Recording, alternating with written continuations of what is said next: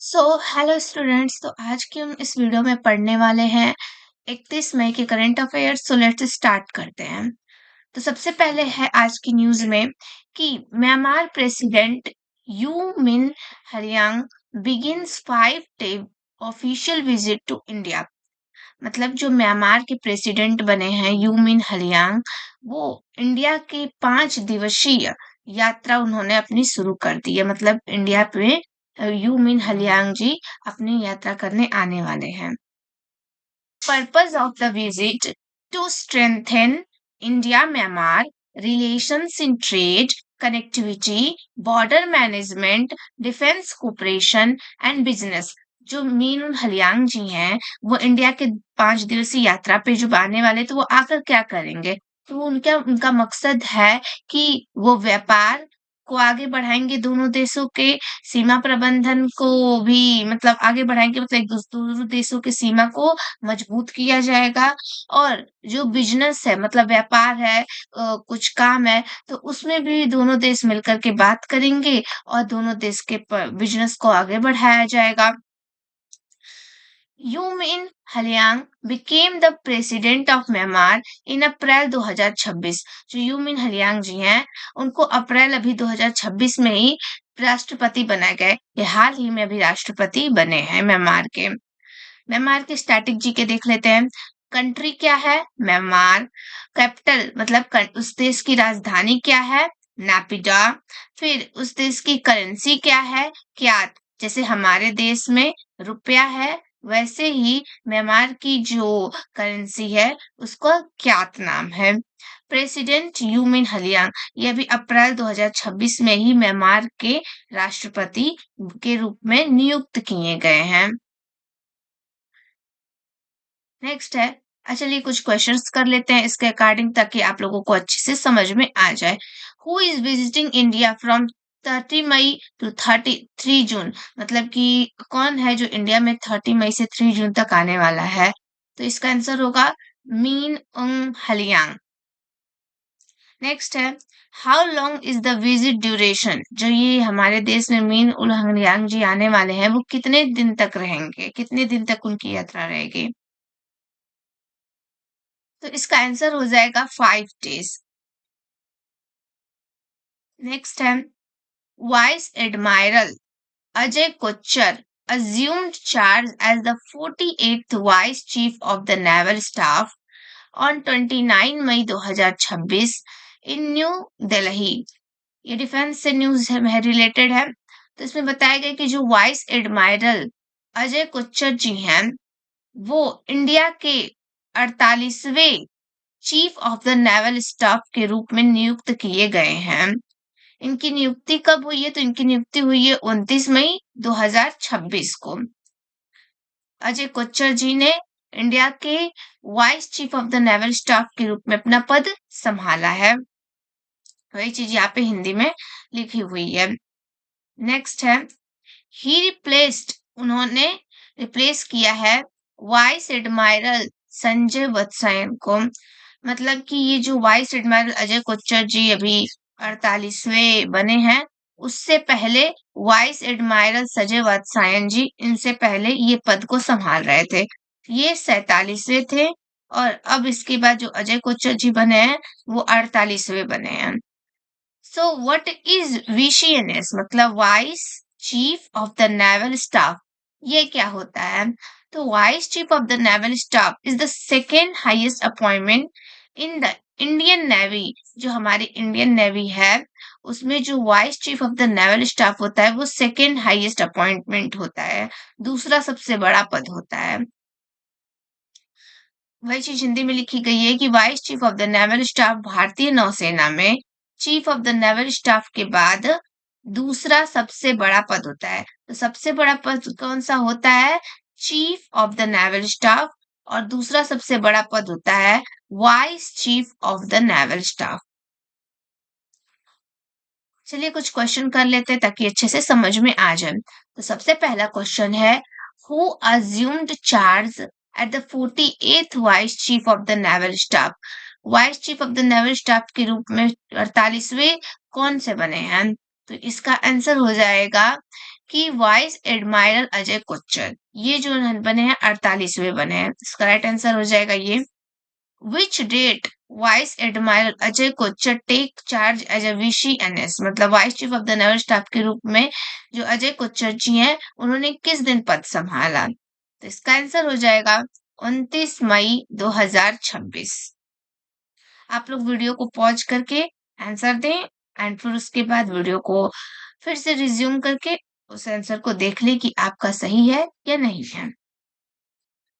Next है, who did vice admiral Ajay Kochhar succeed as a VCNS, मतलब कि vice chief of the naval staff के रूप में अजय कोच्चर जी ने किसको रिप्लेस किया है, इससे पहले कौन नियुक्त था? तो इसमें है, इसका आंसर हो जाएगा वाइस एडमायरल संजय वत्सयन। इनको जो होता है अजय कोच्चर जी ने रिप्लेस किया है। What is the rank of vice chief of the naval staff in the Indian navy?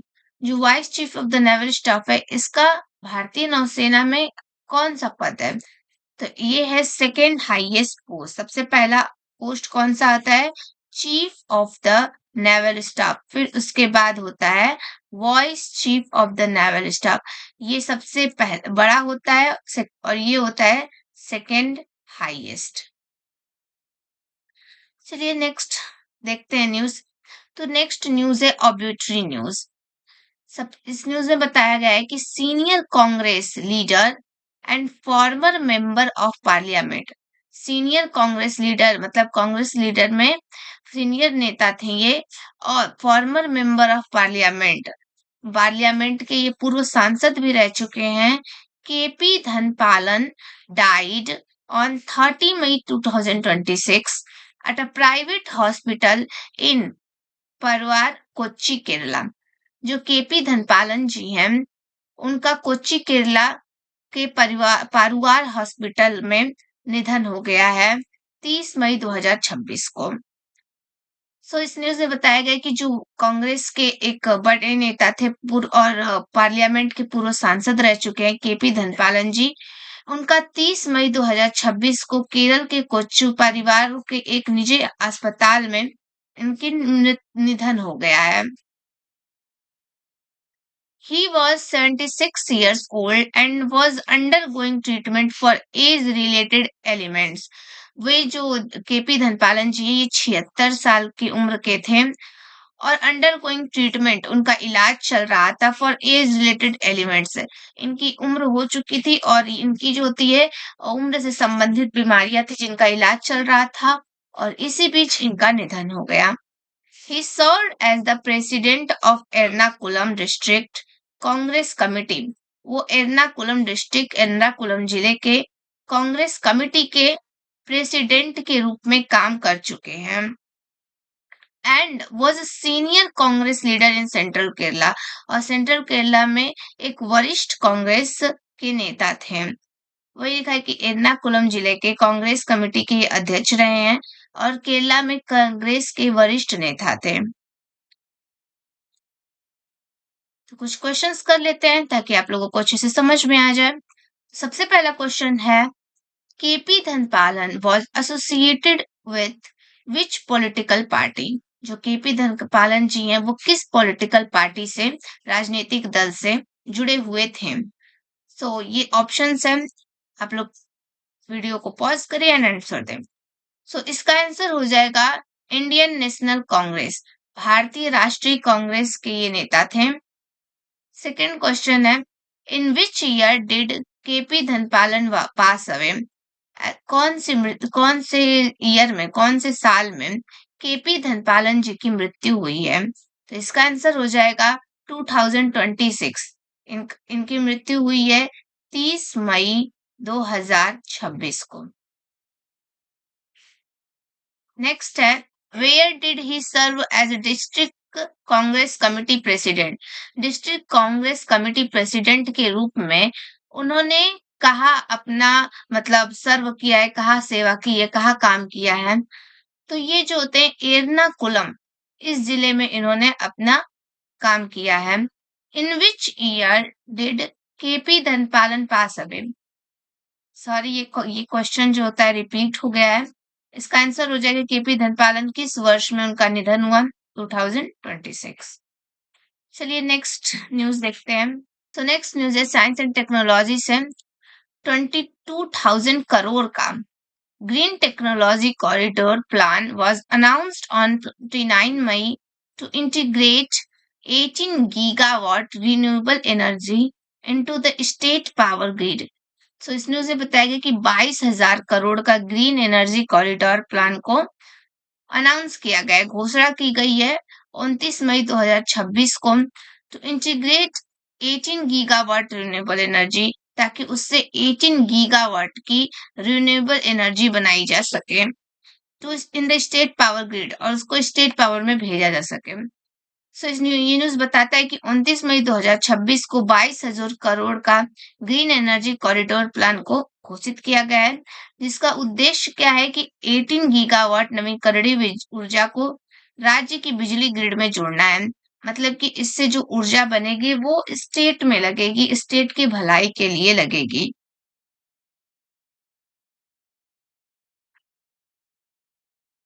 The plan includes, इस प्लान में क्या है?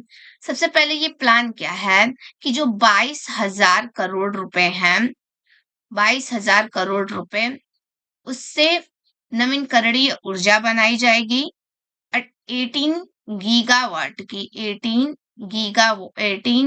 गीगावाट की उससे ऊर्जा बनाई जाएगी, और उसको स्टेट से, जो स्टेट की ग्रिड से, और उसको स्टेट ग्रिड से जोड़ा जाएगा। मतलब उस ऊर्जा को स्टेट में, राज्य में उपयोग किया जाएगा भलाई के लिए। इस प्लान में क्या क्या इंक्लूड है? सोलर पावर प्रोजेक्ट्स, मतलब कि सोलर पैनल्स लगेंगे इसमें, pumped storage projects, transmission infrastructure होगा, और पूलिंग स्टेशन होंगे। ये चारों चीज जो होता है इस प्रोजेक्ट में इंक्लूड किया गया है। ग्रीन एनर्जी कॉरिडोर फेज 3, ये ग्रीन एनर्जी कॉरिडोर फेज 3 क्या होता है? तो सबसे पहले green energy corridor is a transmission system that transfer renewable energy from projects to main grid. जो ग्रीन एनर्जी कॉरिडोर है, एक भेजने वाला सिस्टम है, तंत्र है, जिसके द्वारा हम रिन्यूएबल एनर्जी, जो नवीकरणीय ऊर्जा हम बनाते हैं, उसको ट्रांसफर करते हैं, भेजते हैं। फ्रॉम प्रोजेक्ट से हम उसको मेन ग्रिड में भेजते हैं। जो ग्रीन एनर्जी कॉरिडोर एक ट्रांसमिशन नेटवर्क है, जिसके थ्रू जो रिन्यूएबल एनर्जी है उसको पावर ग्रिड तक पहुंचाया जाता है। मतलब जहां से बनाना है फिर उसको मेन पावर ग्रिड तक पहुंचाया जाता है। Projects to main grid, in this plan, इस प्लान में 11 gigawatt of solar power and 7 gigawatt from pumped storage projects are proposed from grid integration।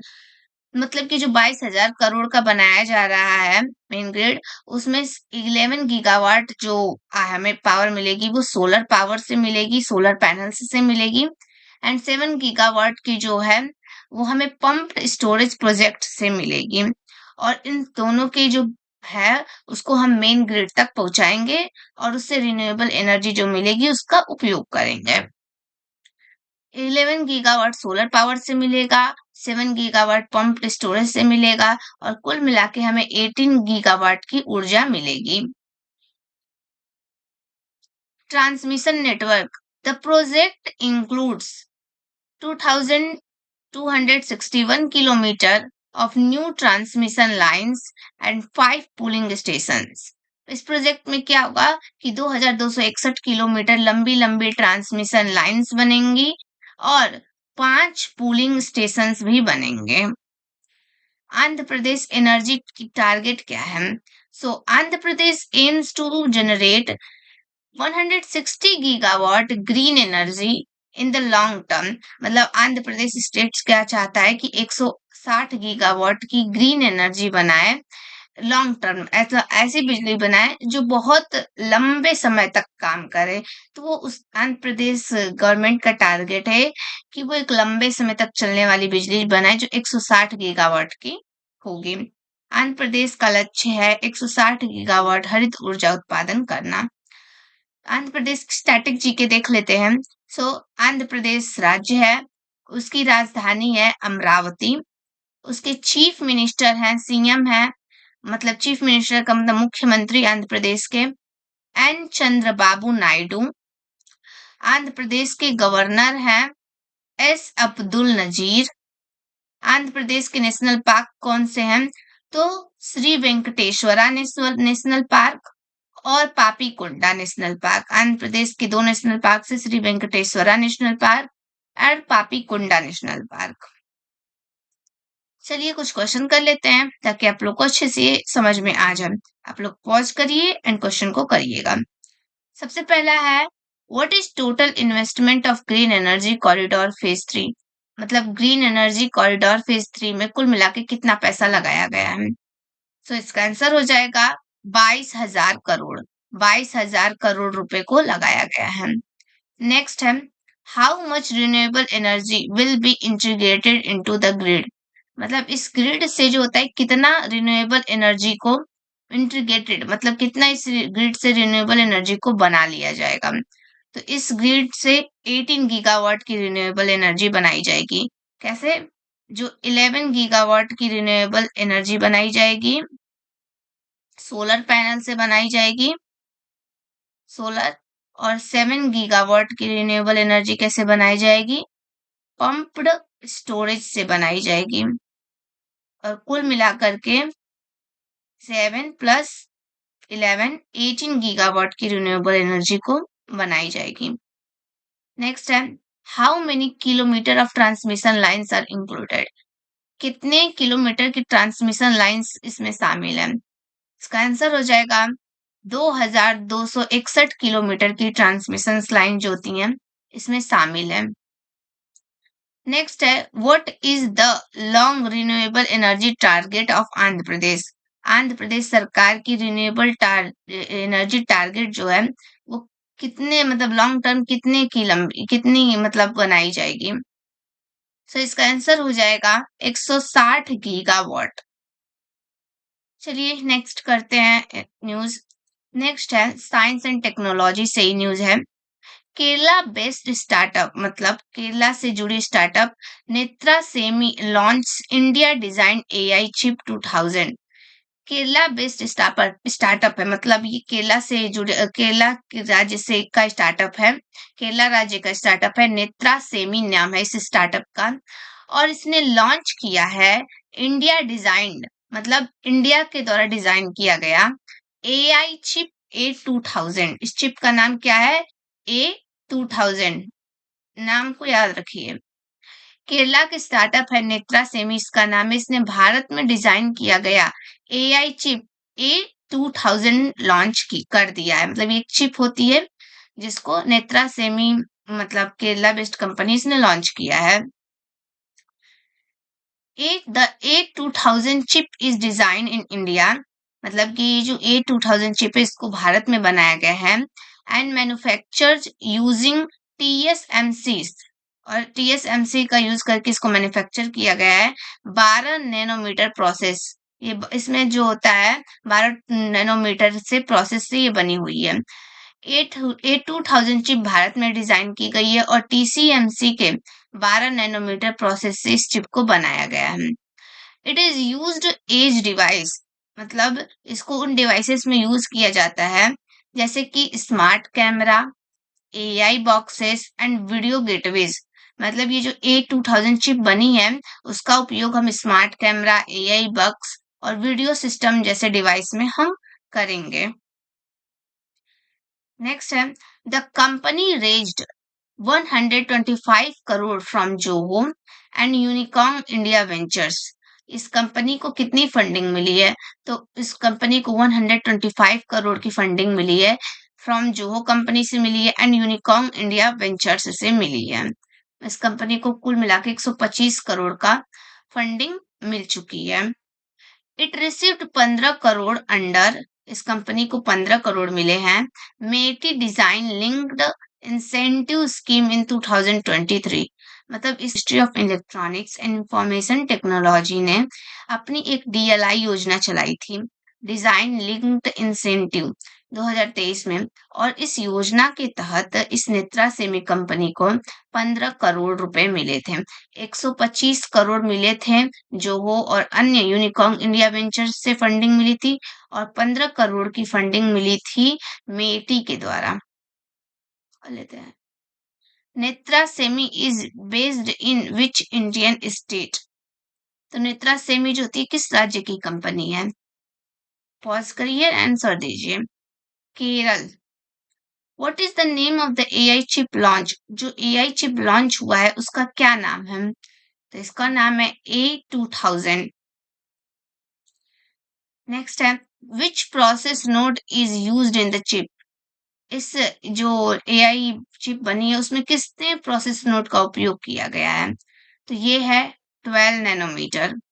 Which scheme supported Netra Semi? ऐसी कौन सी स्कीम है जिसने नेत्रा सेमी का सपोर्ट किया था? तो ये है DLI स्कीम मेटी की। सो आज की वीडियो के लिए बस इतना ही। अच्छी लगी हो तो please like share and subscribe. Thank you so much.